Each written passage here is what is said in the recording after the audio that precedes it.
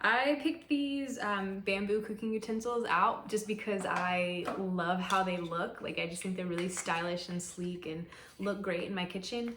But I'm totally loving them for more than just the looks now. They are really gentle on all of my cookware. Like, you can tell they're not scratching anything up. They're not getting any of that Teflon or anti-stick material into my food, which is awesome. And they're heat resistant, so they're not melting. I've had plastic and even silicone utensils melt before when I was cooking, and that gets in your food. Ugh, gross.